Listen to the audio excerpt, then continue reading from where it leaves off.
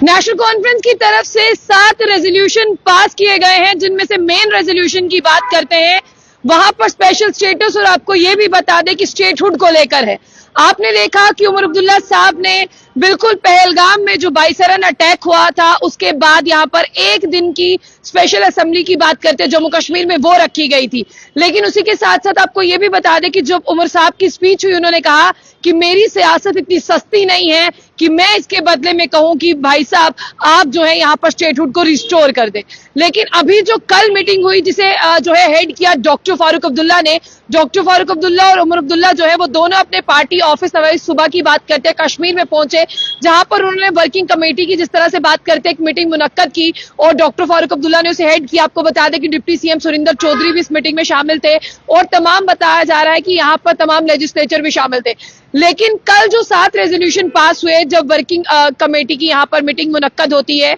उसमें आपको बता दें कि सबसे बड़ी खास बात यह है कि उसमें स्टेटहुड रिस्टोरेशन को लेकर भी रेजोल्यूशन जो है वो पास किया गया है। और साथ ही साथ मैं आप तमाम लोगों को यह भी बता दूं कि सबसे पहले वहां पर 2 मिनट का साइलेंस यानी मौन व्रत रखा गया कि जितने भी पहलगाम हमले में जो लोगों ने जो है अपनी जान गंवाई है उन्हें जो है वहां पर श्रद्धांजलि दी गई और उस पहलगाम टेरर अटैक को कंडेम किया गया। उसके बाद में मैं आपको बताऊं कि आगे की मीटिंग जो है वो आगे बढ़ती है। 7 रेजोल्यूशन क्या है ये आपको जरूर जानने चाहिए और इसके साथ साथ क्या सब चीजें जो है वो डिस्कस की गई हैं, क्योंकि नेशनल कॉन्फ्रेंस की बात करते हैं आपने देखा कि सबसे ज्यादा विधायक जो है वो नेशनल कॉन्फ्रेंस से है। और जिस तरह से बात करते हैं अगर हम 90 असेंबली सीटों की बात करते हैं और उसके साथ साथ डॉक्टर फारूक अब्दुल्ला की अगर बात करें, ये मीटिंग उन्होंने जो है वो चेयर की है और ये सबसे बड़ी बात है। इसमें बहुत सारे इश्यूज को जो है वो डिस्कस किया गया कि जम्मू कश्मीर की जो आवाम है वो किससे दो चार हो रही है। लेकिन सबसे पहले आपको जो है यहाँ पर लेकर चलते हैं। जैसे ही कल नेशनल कॉन्फ्रेंस की सेंट्रल वर्किंग कमेटी की जो मैं आपको बता दूं कि एक मीटिंग हुई जिसमें 7 रेजोल्यूशन पास किए गए। आपको बता दें कि सबसे बड़ा रेजोल्यूशन यही है जल्दी से रिस्टोर किया जाए स्टेटहुड जम्मू कश्मीर में। डॉक्टर फारूक अब्दुल्ला ने अभी सुबह जो है उमर अब्दुल्ला साहब के साथ पहुंचे जिसमें नासिर असलम वानी भी थे, जहां पर 2 मिनट का जो है आपको बता दें कि ट्रिब्यूट यानी श्रद्धांजलि दी गई। 22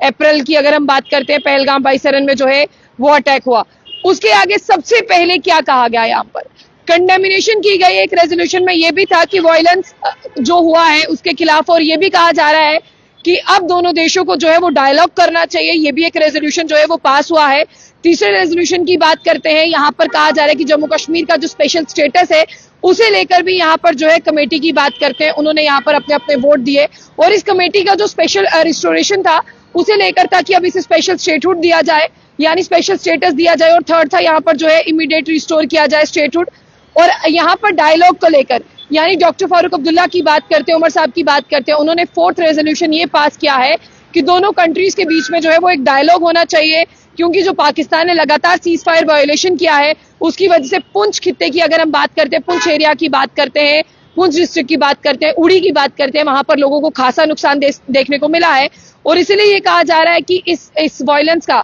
जो है वो एंड होना चाहिए और पीसफुल सोल्यूशन होना चाहिए। इसलिए दोनों कंट्रीज को बैठकर जो है वो डायलॉग करना चाहिए। और अगर मैं आपको ये भी बताऊं किस तरह से ये बाकी के जो रेजोल्यूशन है ये पास किए गए हैं, और इसमें सबसे बड़ी बात अगर मैं आपको बताने की कोशिश करूं तो साफ तौर पर यह कहा जा रहा है कि डॉक्टर फारूक अब्दुल्ला ने यह भी कहा है कि वो सेंटर से भी इसके बारे में बात करेंगे और ये 7 के 7 रेजोल्यूशन जो पास हुए हैं ये सेंटर को जाकर जो है वो सौंपेंगे ताकि इस पर जो है वो काम जल्द शुरू हो सके। और आपने ये भी देखा कि कब से कहा गया है कि जम्मू कश्मीर में आप जो है रिस्टोर कर दे स्टेटहुड, लेकिन जम्मू कश्मीर में सरकार बन गई, जम्मू कश्मीर में सियासत शुरू हो गई, जम्मू कश्मीर में हर एक चीज हो रही है, लेकिन जम्मू कश्मीर में जो स्टेटहुड रिस्टोर है वो नहीं किया जा रहा है। इन सब चीजों को लेकर जो है वो कल वहां पर बात हुई है। आपको बता दें कि 7 रेजोल्यूशन को पास किया गया है। ये सातों के सातों रेजोल्यूशन जो है वो आगे भेजे जाएंगे, लेकिन 7 रेजोल्यूशन जो है एनसी पार्टी की बात करते हैं, वर्किंग कमेटी ने जो है वो मिलकर ये डिसीजन लिया है। और सबसे बड़ी बात कि पहलगाम के बाइसरन में जो हुआ